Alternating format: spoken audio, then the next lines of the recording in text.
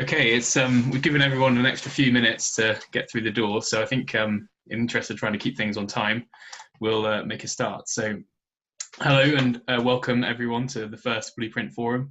I'm Stephen Johnson. I'm the project manager for Connecting the Culm, and I'm just going to start by giving you a quick introduction to the project. I think that the fact that you're here probably means that you know a bit about the project already and have perhaps come to previous events, talked to the team or seen the website at least. Connecting the Culm is all about working with people and nature to make the River Culm and its landscape more resilient to climate change. And a key part of what we're doing is creating a blueprint for the Culm, and that's what we're here for today. So this is a shared vision for what a resilient River Culm and its catchment will look like in the future, plus an action plan for how we can make it a reality. And that's going to be created working with lots of different stakeholders from an individual and local community level and up to risk management authorities and national organisations, and connecting people and communities up in the headwaters and downstream. So the challenges we face now and we will face in the future, and the solutions we need to overcome these, are complex. Climate change is a big problem when you look at it from the top down, and it's even less clear what it means for us and what we can do about it at a local level and from the bottom up. So through this project and creating this blueprint together, hopefully we can build a better understanding and provide a positive conduit for your energy by doing something tangible and practical with others about the issues and concerns that we all share, like climate change impacts, and for the benefit of the river, the landscape, and the wider environment in this area, and the future generations who will hopefully come to love and enjoy it as we do. Now, I think as we enter this, we launch this process, this is the start of something which is going to be going on for a long period of time, and we want to do it right. And I think it's important to say from the start that no single person has all the knowledge and understanding on their own.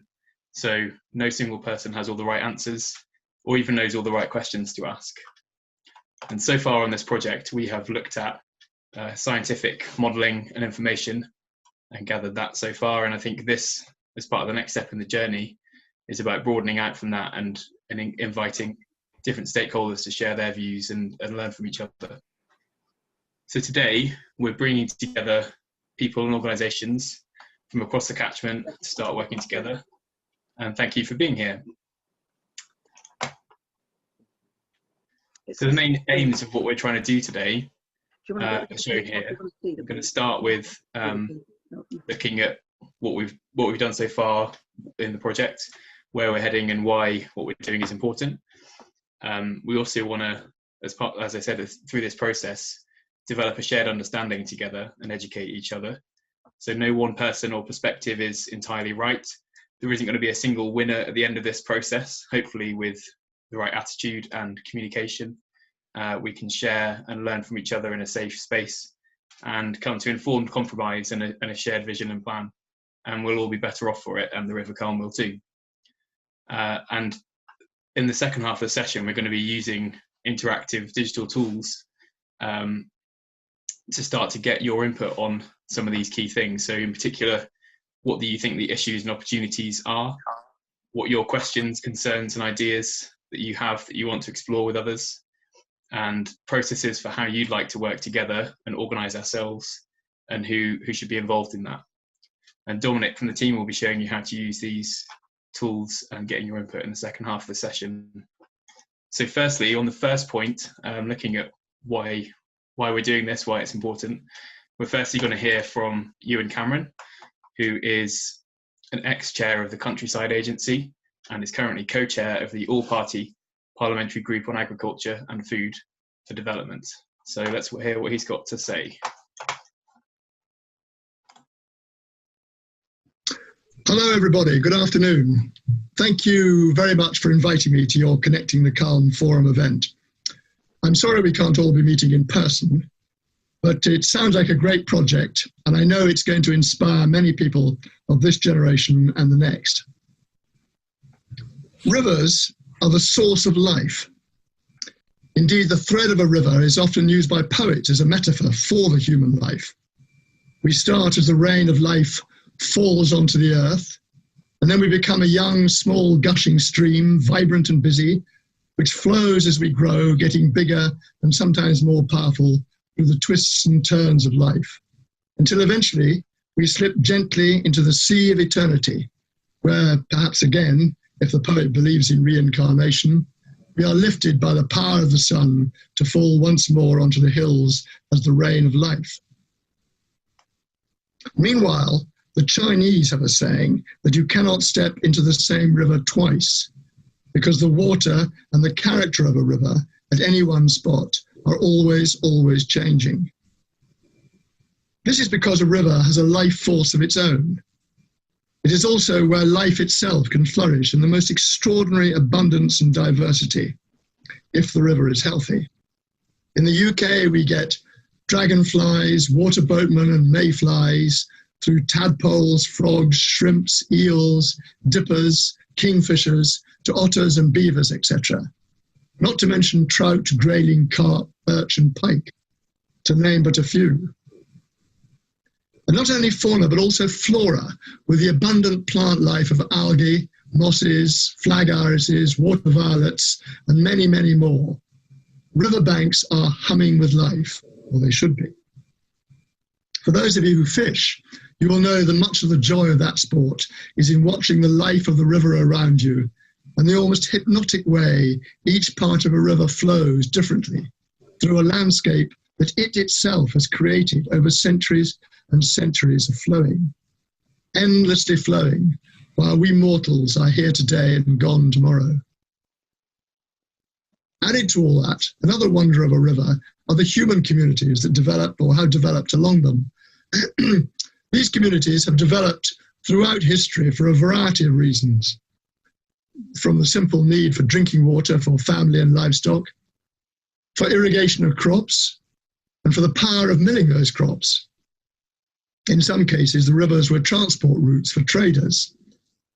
Think of the ancient feluccas sailing up and down the Nile, or perhaps the great paddle steamers of the Mississippi.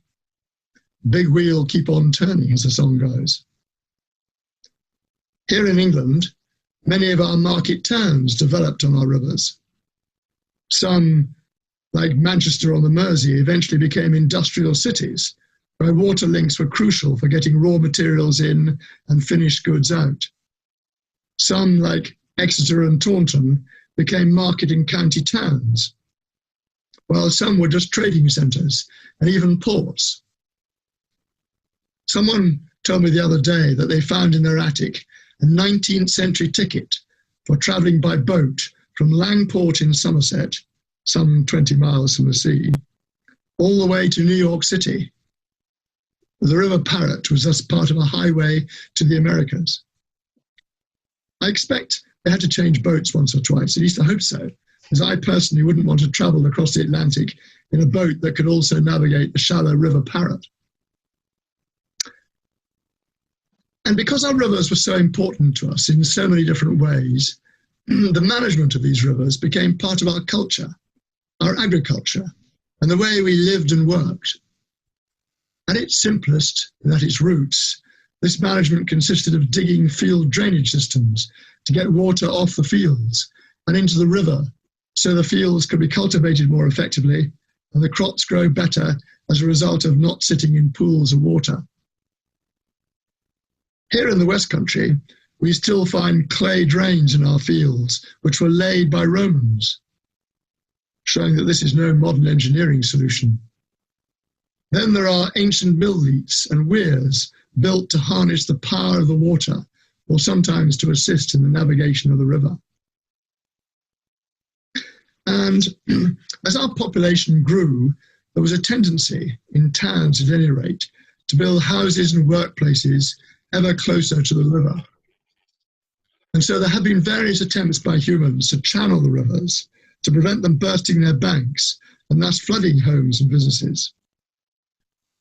But on the whole, we now recognise that these hard engineering works usually made things worse. If not for the towns themselves, then certainly for those living further downstream, who inevitably got the floodwaters quicker, faster, and in greater quantity than ever before. And thus it became recognised that in order to manage our rivers properly, you have to have a plan for the whole catchment. And this is why we in Britain are actually so lucky because our rivers are short and do not cross international borders. Well, unless you count the Tweed or perhaps the River Erne in Northern Ireland. But here in the West Country, our rivers even tend to rise and fall in the same county, although the Culm is perhaps a slight exception to that rule. In many other parts of the world, the politics of river management becomes immensely complicated. Imagine trying to manage the Danube, which flows through 10 countries, or worse still, the Nile, which also flows through 10 countries, but some of which don't even speak to each other, and some of which are currently trying to harness its hydroelectric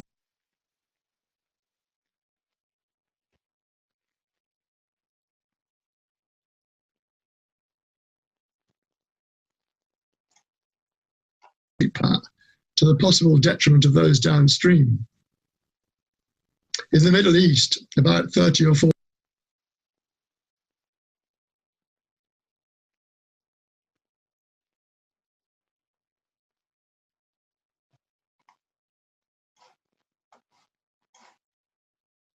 years ago, Iraq nearly went to war with Turkey because the latter was building dams on the upper waters of both the Tigris and the Euphrates, two rivers which represent the very soul, the very cultural origins of Iraq. Luckily, I'm glad to say, Turkey managed to smooth things over and consciously manage its dam developments with downstream in mind. And just to digress for a moment, to emphasize my point about rivers being a force for community cohesion, it is thought that the very early tribes of central Iraq, notably the Sumerians, lived between these great rivers of the Tigris and Euphrates, and they first got together in order to manage their water. And in talking about water, started to talk about other administrative matters, about what they could do if they worked together. And, as we know, ended by creating probably the world's first coherent society of culture, known first as Mesopotamia, and then eventually becoming the great empire of Babylon. And about the same time, around 5,000 years ago, the people of the Nile also came together to discuss who had the right to take how much water from the river and when. And eventually they too all joined together to become the civilization of ancient Egypt under the pharaohs. So, as I say, water is a force for community cohesion and benefit. And if I could add a more modern example, but in the same region, it's worth noting that for all the aggression and violence that has surrounded Israel over the last 60 or 70 years, there has developed in recent decades a movement called the Blue Peace. This is an effort to turn the regional water shortage into an opportunity to promote peace and cooperation. The theory being that the management of water there is too serious an issue to be upset by nationalistic politics. And the people involved from all sides, Israeli, Palestinians, Jordanians and Syrians, have indeed kept talking, whatever the extremists on their own sides are getting up to. I apologise for that slight digression, because obviously all that is a far cry from the peaceful life of Devon. And I'm not suggesting that the people of the Culm get together and go out and conquer a new Babylonian empire. Although the hanging gardens of Culmstock would have a certain ring to it. But my point is that the principles of your project are exactly the same. The joining together of communities to work for a better whole. Or even, because of the biodiversity ambitions involved, one might say, to work for a better world. Connecting the Culm is a great title, by the way, as it really sums up what it is all about. And the final point I want to make is that at the end of the last century, there was a very interesting Nobel Peace Prize winner called Elinor Ostrom. In fact, she was the first woman to ever win the prestigious Nobel Memorial Prize in Economic Sciences. She put forward the principles of a polycentric system of governance. In other words, what she said was that while you need guidance from the centre, societies work best with a large degree of local autonomy. A theory, I may say, not particularly popular in current Whitehall circles. Although perhaps now Mr. Cummings is gone, maybe that'll change, but I doubt it. Ellen Ostrom based this theory largely on her examination of the management of river basins. In order to have the optimum management of a river and its water, you do need an overall plan. You cannot do without it. But nothing will really work unless you get buy-in from all down the river. Nothing will really work unless all the communities on the river adopt and adapt the plan, albeit with their own bells and whistles, or better still, with the positive encouragement of local initiatives, which actually harness local preferences and local circumstances to the best advantage, but always for the benefit of the overall framework plan. And that is why this project, your project, is so important. Connecting the Culm is not just about improving your wonderful river, but it is about pulling together the various communities that live on it and are inspired by all it has to offer in terms of beauty, tranquility, and biodiversity. So I wish you very well in your venture, and I hope, I am sure, that your lives will be immeasurably improved by your participation. Thank you very much, and good luck. There we go. Thank you to Lord Cameron. That was some fantastic, inspiring words from him. Yeah, I didn't think we'd be drawing inspiration from Iraq and Israel and Palestine to apply to Mid Devon and the Somerset border, but here we are. So next is Anna Rios Wilks. Anna is head of research for floods and water at DEFRA. And Anna, are you on the line and ready to, I don't know if you want to share your video or share your own screen? Yes, hi there. I think I should be on video. Great, I can't see anyone, so I'll have to take your word for it. But yes, great, hand over to you, Anna. Thanks very much for joining us. Great. So thank you. It's great to be here at the Connecting the Culm Blueprint Forum launch. I'm Anna Rios Wilks, Joint Head of Water and Floods Research in DEFRA, and also pleased to say a local Devonian, born and raised in Torbay and still based here in our lovely county. So I'm really excited to be involved today. Now, if I ask all of you, what are the biggest challenges facing the UK? What might you say? For many of you, I suspect high on the list will be climate change or other environmental challenges. Well, many others would be in agreement. In fact, environmental issues were ranked as third most important issue facing the UK in the latest People and Nature survey. Behind health, NHS, coronavirus and the economy, but above issues such as EU and Europe and unemployment. The large majority of adults in England, 86%, reported that protection of the environment is important to them. Decision makers are also committed to action. The 25-year Environment Plan, the new government policy statement on flooding and coastal erosion, and the recent launch of the UK Water Innovation Strategy all indicate this. So the issues we're thinking about here are of real importance, not just to myself and others who live in the region and to you all here today, but to a great many more people. So what can we do? How can we find ways to manage the Culm so it's better for people and wildlife and resilient to climate change threats like flooding and drought?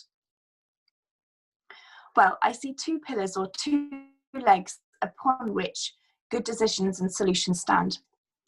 One is a strong evidence base.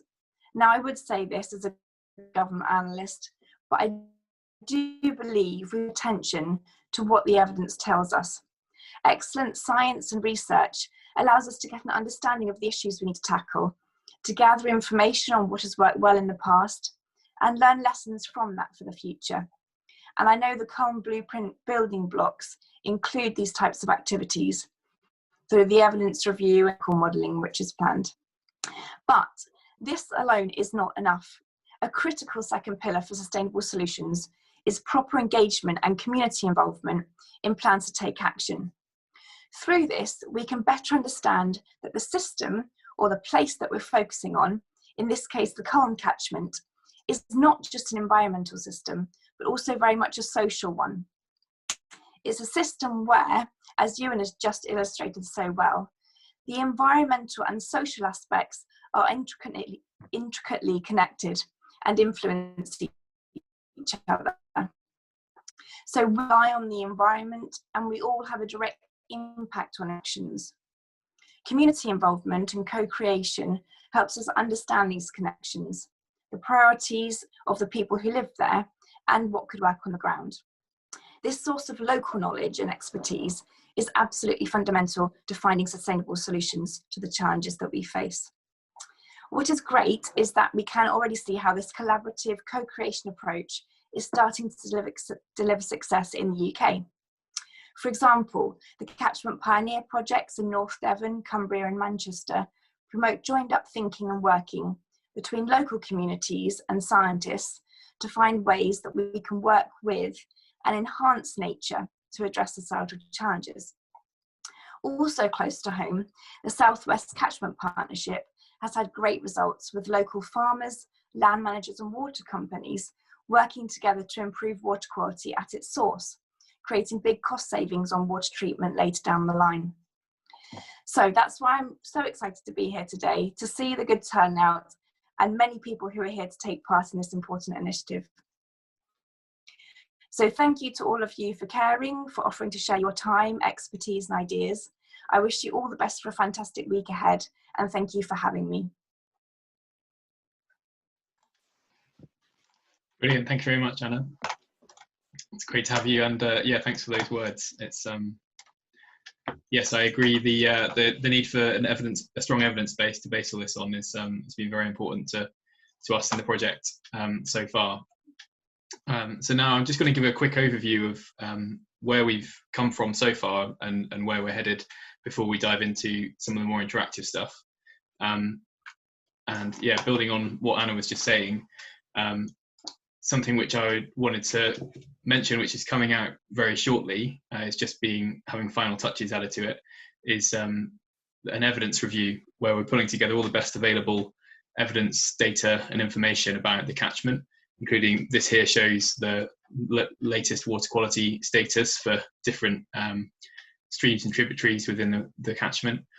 And we've looked at different themes and topics. And we'll be launching that in the next few days or week. So do keep an eye out for that. It's has lots of really useful technical information, and we'll be converting it into different formats as well to make it more accessible for different people in the future. But we're coming to an end of this initial phase, I suppose, of sort of the more scientific and technical work, which we will then be basing the development of the blueprint on. And this is a fundamental part of that. Another fundamental part of it has been a catchment model which we had built with technical consultants JBA at the end of last year and earlier this year. And this is, they're kind of industry leaders in this sort of area of natural flood management and catchment modelling. And we've calibrated this model against real rainfall events and flood events, like you can see here, the flooding at Heel in November 2012, which I know is an event and a date which is has affected people on this call and flooded their homes. So I think this is a really important issue, and it's something which is very, local people are very passionate about, and we want to understand that as well as we can.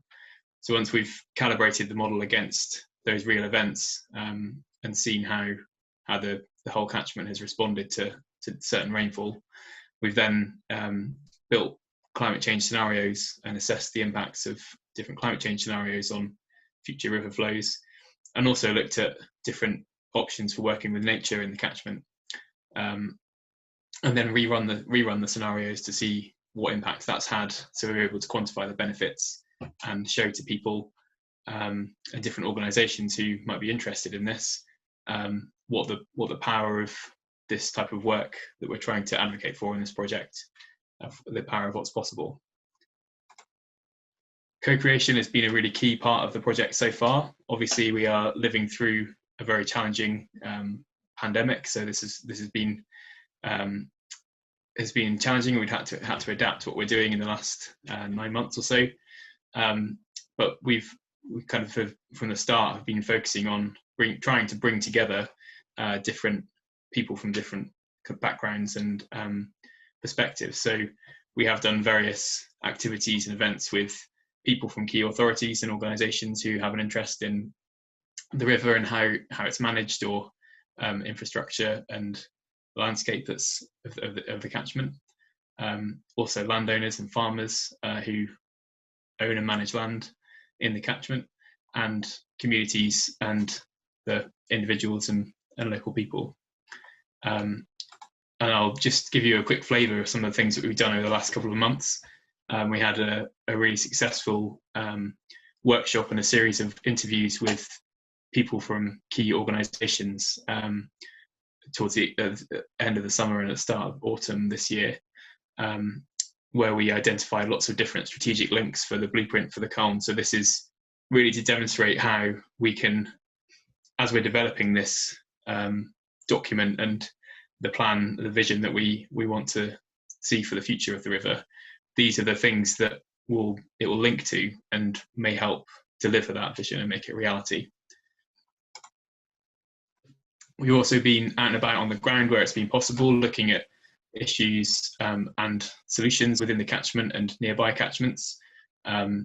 So Daniel from the team has been out to do soil surveys with landowners. We've been out to meet people from communities to see the issues on the ground with them. And this was all much easier before March, but to some extent in the summer we were able to carry on with that. With Daniel able to go out to see farmers and landowners and look at things on the ground with them. And we've had lots of online engagement, which some of you will have been a part of. The event last month, the science event called Discover the Culm, which is available online, and some of the more recent interactive tools which we've launched, including the Maps and Air survey,